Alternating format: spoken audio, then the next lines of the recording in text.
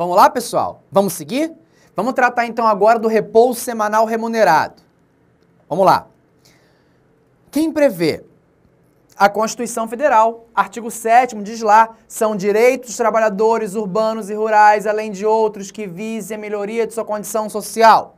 Inciso 15, repouso semanal remunerado, preferencialmente aos domingos. Cuidado você, técnico, porque na sua prova vai estar assim, ó, repouso semanal remunerado, obrigatoriamente aos domingos. Está errado. Não é obrigatoriamente, é preferencialmente. O Constituinte entendeu que seria bom que fosse aos domingos, mas se você não puder dar o repouso nos domingos, pode ser qualquer outro dia, desde que na semana.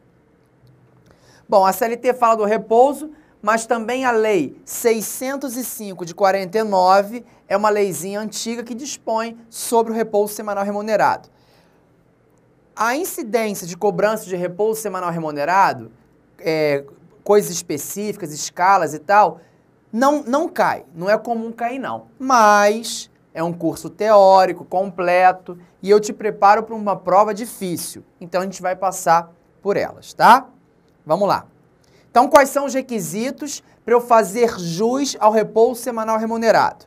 Tá lá, frequência e pontualidade. Frequência e pontualidade. Vai fazer jus ao repouso semanal remunerado o empregado que trabalhar toda semana. Pontualmente toda semana. Se ele se atrasou na quarta, se atrasou na quinta, ele tem um repouso no domingo? Tem, mas não será remunerado. Se ele faltou de forma injustificada durante a semana, ele tem um repouso no domingo? Tem, mas não é remunerado. Para ser repouso semanal remunerado, tem que existir a frequência na semana e existir também a pontualidade do empregado. Isso está previsto lá no artigo 6º da lei. Que lei, ó, se você achar, ó, 605 de 49. Vamos lá. Não será devida a remuneração quando, sem motivo justificado, o empregado não tiver trabalhado durante toda a semana anterior, cumprindo integralmente o seu horário de trabalho. Então, ó, ele tem que cumprir, ó, integralmente o seu horário de trabalho, senão ele não vai fazer jus à remuneração. Cuidado com isso. Ele tem o repouso, mas ele não vai ser remunerado. Tá? Seguindo, artigo 67 da CLT. Será assegurado a todo empregado um descanso semanal de 24 horas consecutivas, o qual, salvo motivo de conveniência pública ou necessidade imperiosa do serviço, deverá coincidir com o domingo, no todo ou em parte. A CLT, de certa forma, repete a ideia da Constituição Federal, não é isso? Parágrafo único. Nos serviços que exijam trabalho aos domingos, não existe atividade que exija trabalho aos domingos? Sim, mas a CLT colocou assim, ó, com exceção quanto aos elencos teatrais. Será estabelecida escala de revezamento, mensalmente organizada e constando de quadro sujeito à fiscalização.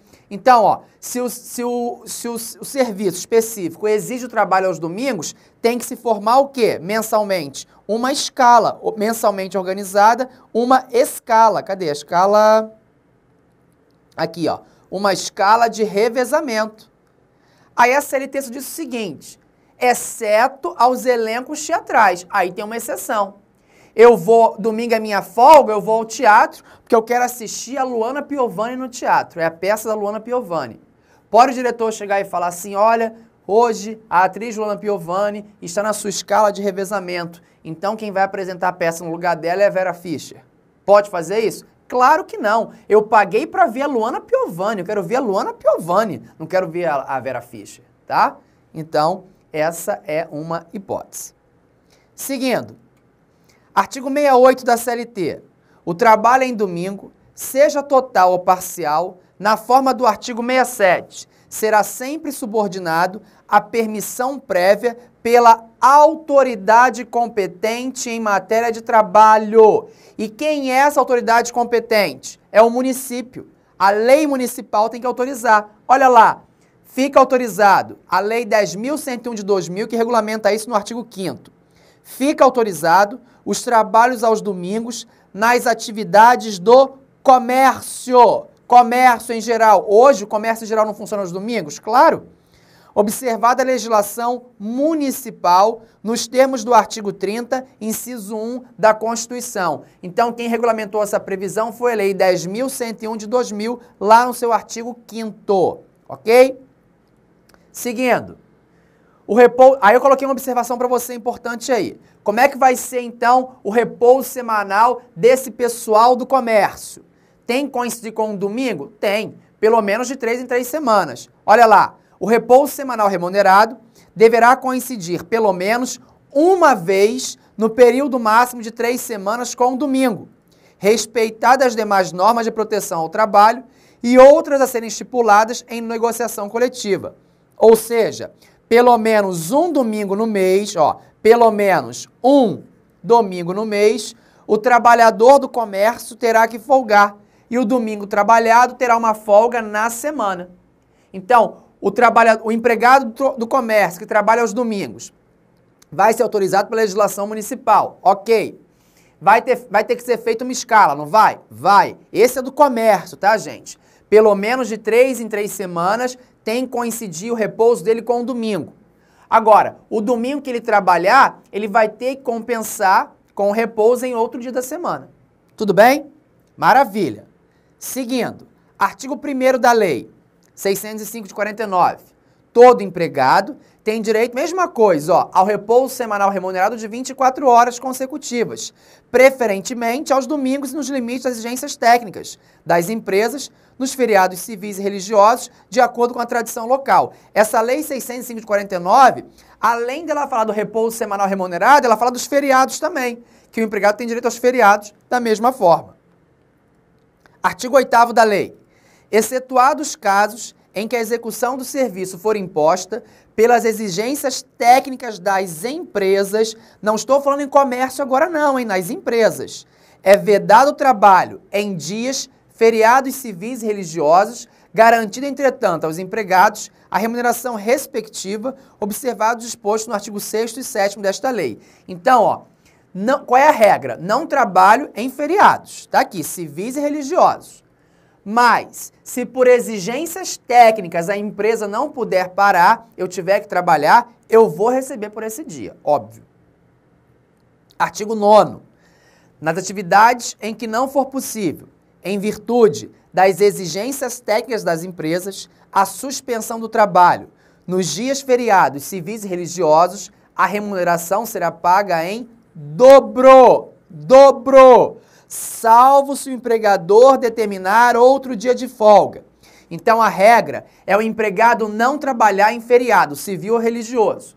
Mas, se por exigências técnicas da empresa ele tiver que trabalhar no feriado, ele vai trabalhar no feriado e vai receber esse dia em dobro, salvo se o empregador conceder outro dia de folga na semana.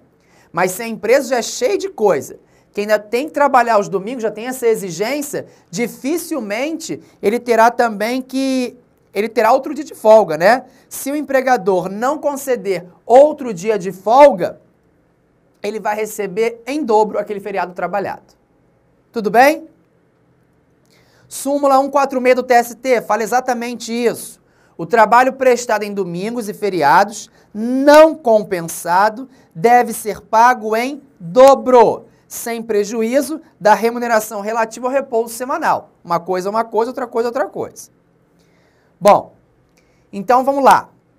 Empresas autorizadas por lei a trabalhar aos domingos. Tem uma portaria do Ministério do Trabalho que fala o seguinte: vai trabalhar aos domingos? Vai, mas tem que formar uma escala de revezamento para que pelo menos de 7 em 7 semanas a folga coincida com o domingo. De alguma forma, minha gente, a folga tem que coincidir com o domingo. Então, se a empresa, vamos devagar, é autorizada a trabalhar aos domingos, ok? Vai trabalhar? Vai, o empregado vai trabalhar aos domingos. Só que vai ter que ser formada uma escala de revezamento, em que pelo menos de 7 em 7 semanas o empregado tem a sua folga aos domingos. Eu não sei se você percebeu que para o comércio é muito melhor, porque a escala de lá é de 3 em 3 semanas. Olha aqui, eu coloquei para você. Em relação ao comércio varejista, Lei 10.101 é melhor, pois de 3 em 3 semanas a folga deverá coincidir com o domingo. Para as empresas em que em que é permitido o trabalho aos domingos, vai ter que ter a escala de revezamento, que de 7 em 7 semanas tem que coincidir com o domingo. Agora, para o comércio varejista, aquele que é autorizado pela legislação municipal, a escala vai ser de 3 em 3 semanas. Então é muito melhor, vai coincidir sempre com o domingo.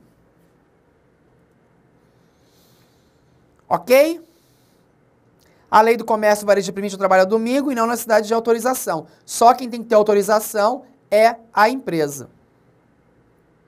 Em relação aos feriados, deve-se observar a norma coletiva autorizando o funcionamento, bem como a legislação municipal local. Olho grande para a OJ 410 da SDI 1 do TST. Antes, preste atenção aqui em mim. Olha pro titio, larga o material, olha pro titio. Qual é o nome, hein? Repouso semanal remunerado. Se é repouso semanal remunerado,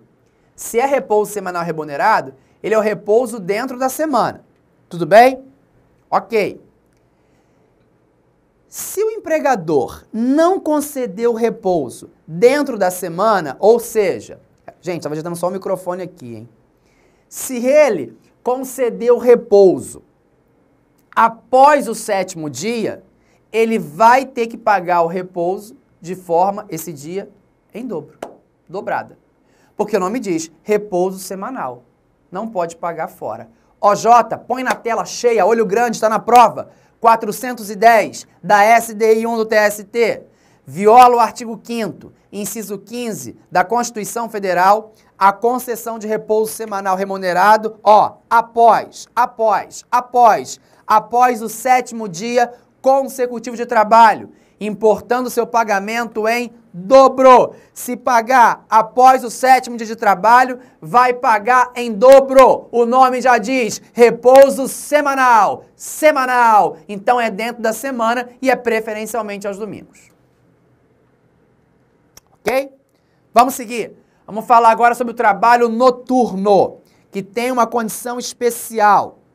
O que fala o trabalho noturno no artigo 7º da Constituição? A mesma coisa. São direitos dos trabalhadores urbanos e rurais, além de outros que visem a melhoria de sua condição social. Inciso 9. Remuneração do trabalho noturno superior à do diurno. Se eu trabalho à noite, eu vou ganhar mais de quem trabalha pela manhã. Trabalhar à noite é prejudicial à minha saúde, sim.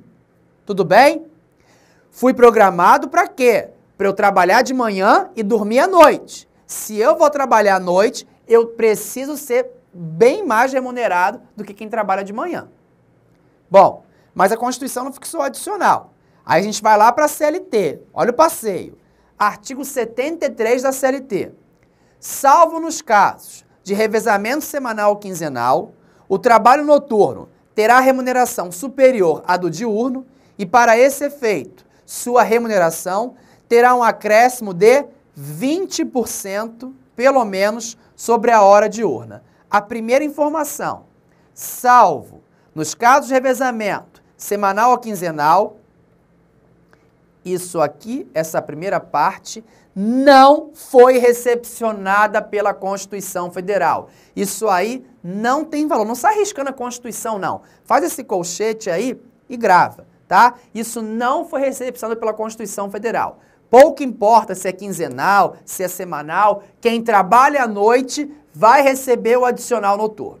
Tudo bem? E quanto que vai ser esse adicional? Vai ser um acréscimo de quanto? De 20% sobre a hora normal. Seguindo, parágrafo 1º. A hora do trabalho noturno será computada como 52 minutos e 30 segundos. Ou seja, 1 hora não equivale a 60 minutos? Claro que equivale. Podia perguntar isso na prova, professor, mas não pergunta. É verdade. 1 hora noturna equivale a 52 minutos e 30 segundos. Tudo bem? Então, a hora noturna, ela é reduzida. Ela equivale a 52 minutos e 30 segundos. Seguindo, parágrafo 2º. Considera-se noturno, para os efeitos deste artigo, o trabalho executado entre as 22 horas de um dia e as 5 horas do dia seguinte. Então, quando você entra numa sala de aula, às 7 horas da noite, às 8 horas da noite, fala assim para a turma, boa noite. Você fala boa noite. Só que aquilo ali não é hora noturna. Eu não vou receber adicional noturno. Eu só passo a receber o adicional noturno e só passo a ter a hora reduzida das 22 horas de um dia até as 5 horas do dia seguinte. Ok? E se for horário misto? Olha o parágrafo 4º. Nos horários mistos, assim entendidos, os que abrangem períodos diurnos e noturnos, aplica-se às horas de trabalho noturno o disposto nesse artigo e seus parágrafos. Exemplo, eu trabalho das 18 às 24 horas. Se eu trabalho das 18 às 24 horas, eu estou no horário misto. Misto por quê? Porque eu trabalho no turno diurno e trabalho no turno noturno. É, professor? É. Das 18 às 22 horas é diurno. A hora é cheia. Eu não tenho adicional. Agora, das 22 horas até as 24 horas, eu estou no período noturno. Aqui eu vou ter o adicional de 20% e a partir dessas 22 horas eu passo a ter a hora noturna reduzida. Ok? Atenção para a súmula 60 do TST, cai muito em prova. Item 1. O adicional noturno, pago com habitualidade, integra o salário do empregado para todos os efeitos.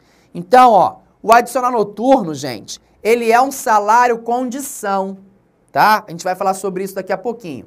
É um salário condição, mas desde que eu receba ele com habitualidade, ele vai integrar o salário. Ele vai ser uma verba de natureza salarial, ele vai integrar todas as parcelas, ok? 2. Cumprida integralmente a jornada no período noturno e prorrogada esta, devido é também o adicional quanto às horas prorrogadas. O que quer dizer isso? Eu sou porteiro, por exemplo. Então eu largo às 5 horas da manhã e aí vai entrar o outro empregado. Às 5 horas termina o meu horário, que é noturno. Eu vou de 22 às 5. Ok. Só que o outro porteiro que me rende, todo dia atrasa. Ele chega às 6 da manhã, 7 da manhã, já até teve a coragem de chegar às 8 da manhã. E eu tenho que ficar lá. A síndica não me libera. Eu tenho que ficar na portaria esperando o cara chegar. Então, eu estou prorrogando a minha jornada. Não estou? Estou. Eu estou saindo do noturno, das 5 horas, e prorrogando na sequência, essas horas que eu estou fazendo como horas extras, eu vou receber também o adicional noturno. Mesmo que às 6 horas eu esteja no diurno, como eu estou saindo do noturno e entrando no diurno, prorrogando, eu vou sim receber o adicional de 20%. Tudo bem? É o que diz a súmula 60, item 2 do TST. Vamos seguir? Súmula 265. Essa aqui é bacana, que o pessoal fica revoltado na prática. Preste atenção na frase que Titi vai falar para você agora. Não existe direito adquirido ao recebimento, à percepção de adicional noturno. Repetindo, não existe direito adquirido à percepção de adicional noturno. Cessado o motivo do trabalho noturno, o empregador deve, não pode não, deve transferir o empregado para o período diurno. E se ele transfere o empregado do noturno para o diurno, o empregado vem para o diurno e perde adicional. E aqui pouco importa quanto tempo ele recebeu adicional. Se foi 1 ano, 1 semana, 15 anos, pouco importa. Cessar o trabalho noturno, ele passa para o diurno e perde adicional. Ok? Por isso que é chamado de salário condição. Tudo bem, gente? Só toma cuidado, que já me perguntaram isso uma vez por e-mail. E se o empregado trabalha no diurno e eu quero passar ele para o noturno, eu, empregador, posso fazer isso? O que você acha? Pode o empregador transferir o empregado do diurno para o noturno? Não, porque isso vai acarretar, qual é a palavra do mal para a prova? Prejuízo! Acarreta prejuízo ao empregado. E se acarreta prejuízo ao empregado, eu não posso fazer alteração. Ela é lesiva. Ok? Bom, a previsão da perda adicional está na súmula 265 do TST. A transferência para o período diurno de trabalho implica a perda adicional noturno. Ok? Súmula 265. Bom, e o rural, hein? Peculiaridades do rural podem aparecer na sua prova. Nós já vimos o trabalho noturno do urbano. E o rural? O rural tem lei própria, 5889, de 73. Quando eu penso em rural, eu tenho que saber que eu tenho rural agricultura e eu tenho rural pecuária, não é isso? Então, o que você vai fazer agora para você não esquecer mais? Preste atenção aqui no macetinho que eu vou te dar. A hora noturna, o adicional noturno do rural é diferente do urbano. Do urbano é, vamos lá, para não confundir, das 22 horas de um dia até as 5 horas do dia seguinte, o adicional de 20% e a hora reduzida a 52 minutos e 30 segundos. Beleza. No rural, eu tenho agricultura e pecuária. Vamos lá. Pecuária lembra o quê? Tem até o desenho. Pecuária lembra vaca. Pecuária lembra vaca. Vaca tem quantas patas? 4. Aí o aluno falando presencial, professor, eu conheço uma que tem 2. Aí eu nem pergunto quem é, né? Bom, quem acorda às 4 horas, dorme com quem? Você já ouviu esse ditado da vovó, do vovô, né? Quem acorda cedo, quem acorda às 4 horas, dorme com quem? Dorme com as galinhas. Dorme com a galinha. A galinha tem quantos pés ou quantas patas? 2. A galinha faz o quê, hein? Bota ovo. Cadê o ovo da galinha? Tá aqui, ó. Então, o trabalho noturno na pecuária é das 20 às 4. Ah, mas é muito difícil lembrar essa história toda. Você acha difícil? Não acho não, você pode salvar na prova. Ó, pecuária lembra vaca. Vaca tem quantas patas? 4. Ok, coloquei 4 lá. Quem acorda às 4 horas, acorda muito cedo. Quem acorda cedo dorme com quem? Com as galinhas. Galinha tem quantos pés? 2 pés. Tá aqui o pé da galinha. O que a galinha faz? Bota ovo, bolinha. Então, pecuária das 20 às 4. Fácil. Para agricultura, eu vou te dar um refresco, então, ó. Você vai acrescentar mais 1 hora no início e mais 1 hora na saída. Para agricultura vai ser das 21 às 5. Muito fácil, muito fácil. Das 21 às 5. Vai acrescentar 1 hora na entrada e 1 na saída. Ok? Então lá, resumindo, urbano, horário noturno, das 22 horas de um dia às 5 horas do dia seguinte, adicional de 20%. Rural, tem 2. Pecuária, das 20 horas às 4 horas e o adicional vai ser de 25%. O rural, tanto para a agricultura quanto da pecuária, o adicional é o mesmo, 25%. Se for rural, agricultura, vou acrescentar 1 hora. Das 21 horas às 5 horas do dia seguinte. Adicional, 25%. Ok? Agora, essa observação aqui é muito importante para a sua prova. Só o urbano terá a hora noturna reduzida a 52 minutos e 30 segundos. A hora noturna do rural é cheia, 60 minutos. Tudo bem? Maravilha! Vamos seguir. Vamos falar de quadro de horários. Também não é um assunto que tem incidência grande em prova não, mas pode pintar lá. Então eu vou falar só o básico com você. Artigo 74 da CLT. O horário de trabalho constará de quadro, organizado conforme modelo expedido pelo Ministro do Trabalho e afixado em lugar bem visível. Esse quadro será discriminativo, no caso de não ser horário único para todos os empregados de uma mesma seção ou turma. Para você visualizar o que é esse quadro de horário, você que mora em prédio, observe quando você entrar na sua portaria, que tem lá, logo quando você perto dos elevadores, costuma ser isso, perto da correspondência, um quadro de vidro. Aquele é o quadro de horário. Ali tem o horário do porteiro, do faxineiro, não é isso? Zelador, tem o horário de todo mundo, porque os horários são diferenciais. Esse é o quadro de horário. Então, tem que ter e tem que ficar fixado em lugar bem visível, até para fiscalização quando ela bater. Parágrafo 1º. O horário de trabalho será anotado em registros de empregados com a indicação de acordos ou contratos coletivos porventura celebrados. Tranquilo. Parágrafo 2º já caiu em prova. Aqui a FCC já explorou.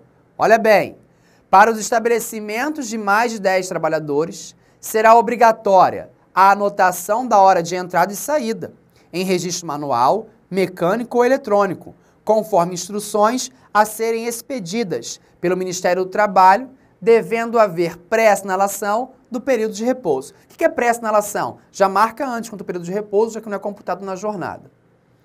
Caiu na prova da Fundação Carlos Chagas, TRT da 23ª região. Caiu o seguinte, a empresa A tem 3 empregados. Exatamente assim. A empresa B tem 7 empregados. A empresa C tem 10 empregados.